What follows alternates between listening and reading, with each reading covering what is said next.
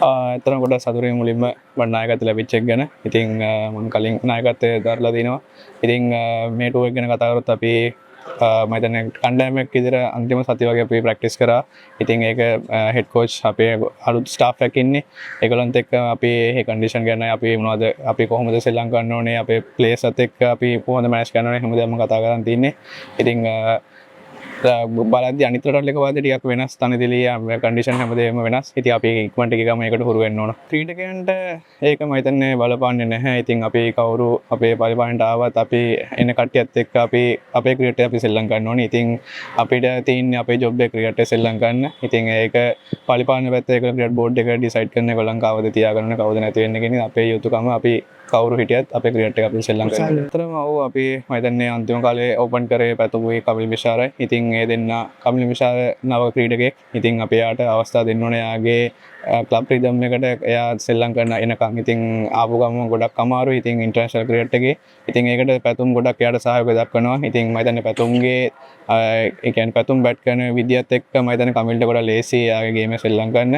අපි යාට රෝල් එකක් දීලා තිනවා කලින් ඉඳන්ම යා කොහොමද සෙල්ලම් කරන්න ඕනේ කියන එක ගැන. ඉතින් යාට ඒ ගැන අයිඩියා එකක් තියෙනවා. අතරම අපි ගොඩක් කතා කරලා හොයලා බලද්දී තනිතුරු ටිකක් බවුන්ස් තියෙන තනිතුරු තියෙන අපි ගියාට පස්සේ අපිට CSC එක කන්ෆර්ම් කරගන්න වෙන්නේ.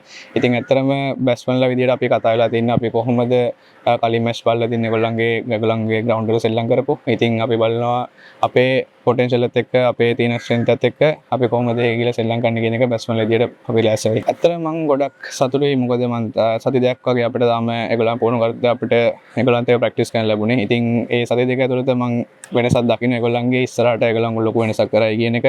ඉතින් ඒගොල්ලන්ගේ අයිඩියාස් මම හිතනවා අපිට අයවා හෙඩ් කෝච් මම හිතන්නේ එයා ඉන්දියාවේ කලින් කෝච් කරලා තියෙනවා. ඉතින් එයා ඒෂියන් කන්ට්‍රි එක කරලා තියෙන නිසා මම හිතනවා එයාට ගොඩක් ලේසි වෙයි කියන එක.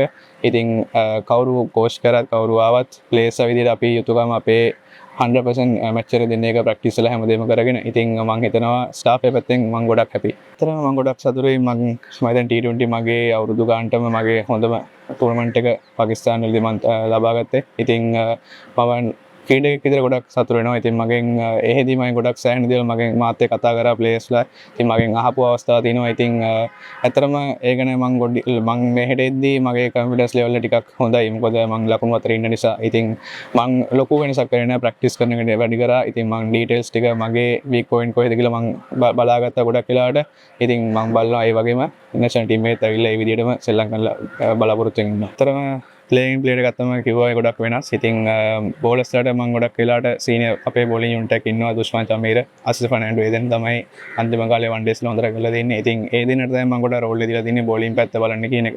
බැටින් පැත්ත පැතුම් ඉන්නවා, එතකොට චරිත් ඉන්නවා, එක්ස්පීරියන්ස් තියෙනවා. ඉතින් ඒ වගේ මම ඉන්නවා නායකයා විදියට. ඉතින් අපේ රෝල් එක අපි බැට්ස්මන්ලට මම කියලා දෙන්නේ ගොඩක් වෙලාවට මැච් T20 හෝ one day අපි මැච් දෙන්න බැට්ස්මන්ලා හොඳ ටාගට් එක බෝලර්ස්ලාට අපි අපේ ටාගට් එකක් තියන්න ඕන කියන එක. ඉතින් රෝල් එක ගොඩක් වෙලාවට අපේ නව ක්‍රීඩක ඉන්නවා. ඒ වගේම වන් ඩේ මිලා රත්නායක ඒ කියන්නේ එයත් ක්ලබ් සීසන් එක හොඳට කරලා තින්නේ. ඉතින් අපි එයාට දීලා තියෙන රෝල් එකත් අපි ගොඩක් වෙලාට වෙනස්. ඉතින් එයාට කියලා තියෙන යාගේ මොකද්ද බලාපොරොත්තු වෙන්නේ කියන එක.